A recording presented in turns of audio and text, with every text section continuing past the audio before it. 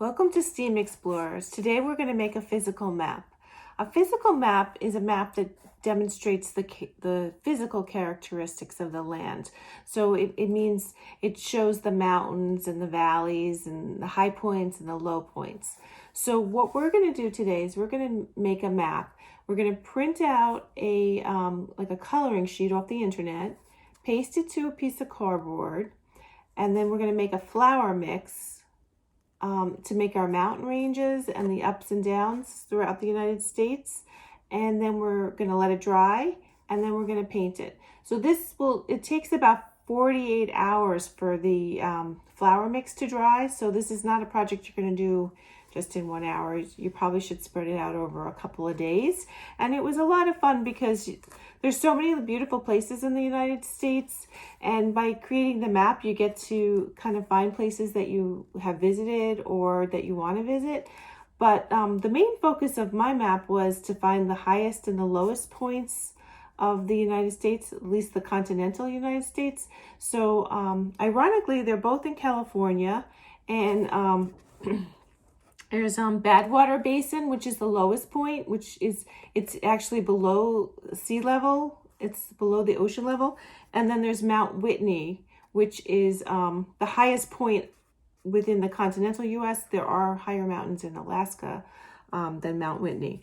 But ironically, they're only about 76 miles away from each other. So they're very close. So you think one would be here and one would be there, but they're very close to each other. And then I just added different signs of places that I want to go or that that I have been to. So you can choose however you want to what you want to focus on your map. So for this project, we'll need a printout of the map of the United States, and there's a website that you can go to get the printable. We will need some cardboard to fit the map on. It could be the top. This was from a top of a shoebox. You just need a mixing bowl, some paint brushes, a glue stick. We have some tempera paint, mostly in colors of green, blue, and brown. And then you'll just need some salt, a little bit of salt, and a little bit of flour. And it doesn't have to be bread flour, it could be regular flour.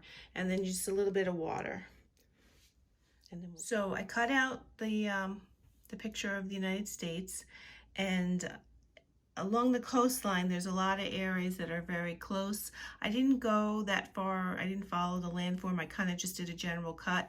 And for the Great Lakes, which are right up here, they're a little bit grayer, I left them in there because I want to be able to color those blue, or actually paint them blue, before I start the other mixing all the flour and the salts to make the mountain ranges and all that. So I want to get that first. And I'm also going to paint the outside where the ocean is, so I know where, so I don't lose track of where I am when I start moving, putting the flour mixture on top of the map. So for the map, I painted the ocean and I painted the Great Lakes. I added Mexico to the south and Canada to the north. I'm just going to leave them brown because I'm not really focusing on the mountain ranges and the different types of terrain in those countries, just really the continental United States. And so add the water gradually until you build up the consistency that you want. It's kind of like icing a cake. I'm trying to get just the flat layer down, and then I'm going to do the mountain ridges.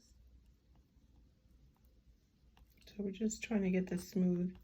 Try to get it covered as much as you can. Michigan ends up being the hardest place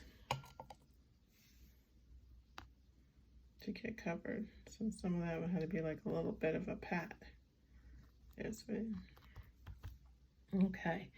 Looks like it's pretty much covered. Try to get a flat layer. Now we're gonna do the mountains.